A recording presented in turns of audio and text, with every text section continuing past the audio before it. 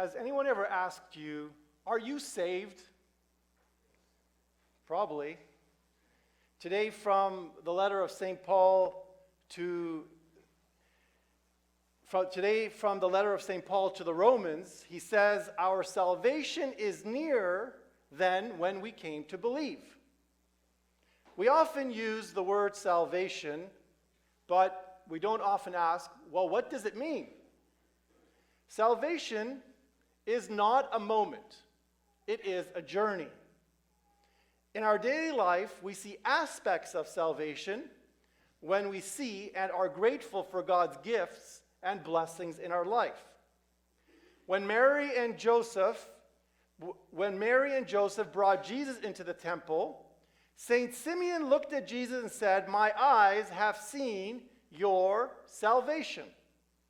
He said this because he saw the one who was the salvation of the world. We begin our salvation here on earth through a definite commitment to faith. We may have many blessings around us, but salvation begins when we appreciate that those blessings are all from God. We as Catholics do not believe that being saved is a one-time event, but we do believe that we all need to make an active commitment to faith. Baptism is the beginning of the journey, but baptism is not enough. Baptism does not make us a Christian. It is only the entry into the life of faith, because faith is not a conveyor belt. We will not grow in our faith automatically, accidentally, or against our will. St. Augustine said, God created you without your cooperation, but he won't save you without your cooperation. Tomorrow is the first day of Lent. Lent is a short journey that should remind us of our longer life journey of faith. We started our faith journey at baptism, but if we have not progressed spiritually since that day, then we are still spiritual children. When we were baptized, someone brought us to church, but as we begin this journey of Lent, let us remind ourselves to bring ourselves to church and to make an active commitment to faith every Sunday and also every single day. Take some time today to renew your commitment to Christ. Speak with Jesus as if he is your friend, because he is your friend. We are truly on the road of salvation when throughout our day we tell God, I love you. I thank you. I give my life to you. I am open to your word in my life. I want to live according to your will. In order to grow in faith, we need to use active language in our personal conversation with God and not assume we are already saved or that this has already happened by what we have said or done sometime in the past. For example, when the Archangel Gabriel told Mary that God chose her to be the mother of Jesus, the Messiah, Mary said, "Behold, I am the handmaid of the Lord. Let it be to me according to your will." Mary clearly proclaimed that she is the servant of the Lord and that she is willing to move in whatever direction God is pointing her. Regardless of our age, we should all repeat this every single day. Before we think of what we want to do with our lives, whether in regards to school, professions, family life, or business plans, we should first clearly tell God that all these things are secondary to doing his will. Another example of active language is the dialogue that Jesus had with the man whose son was sick. Jesus said to him, "All things are possible to him who believes." Immediately the father of the child cried out and said, "I believe, help my unbelief."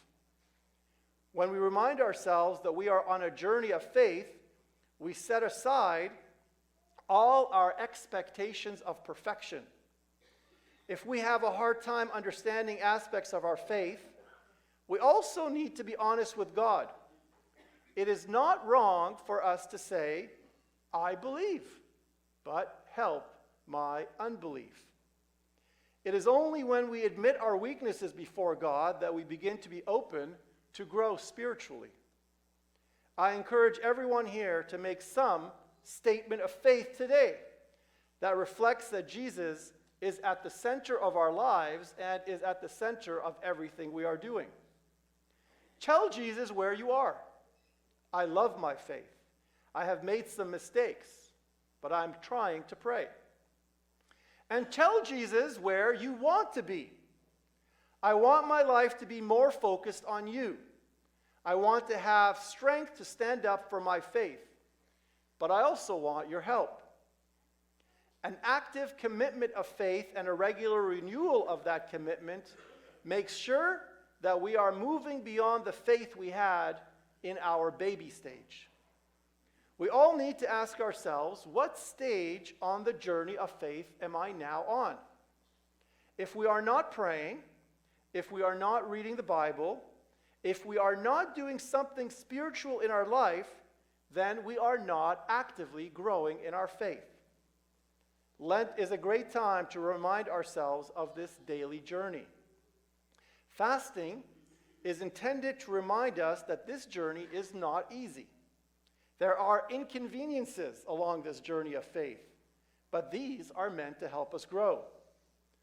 The life of all Olympic gold medal athletes is full of inconveniences. They have to wake up earlier than others. They have to train longer than others, and they have to follow a special diet. If they cannot handle these inconveniences, then they will not grow in speed, in strength, or in talent. Our spiritual life is very much like that. We need to remind ourselves that every physical inconvenience of Lent is for a greater spiritual good. When we inconvenience ourselves by not eating a certain kind of food, we strengthen our ability to make better decisions. We strengthen our self-control. And we strengthen our consciousness on our total and absolute and daily dependence on God. Proof that we need this is that too often those who say they believe in Jesus are not living a life that is any different than those who do not. Today, in the midst of a multitude and abundance of movies, TV programs, advertisements, videos, and entertainers who present many messages that are clearly contrary to our faith, fasting is even more important than it has ever been to wake us up, to be conscious of the things we are looking at, the things we are viewing, and the things we are spending time with.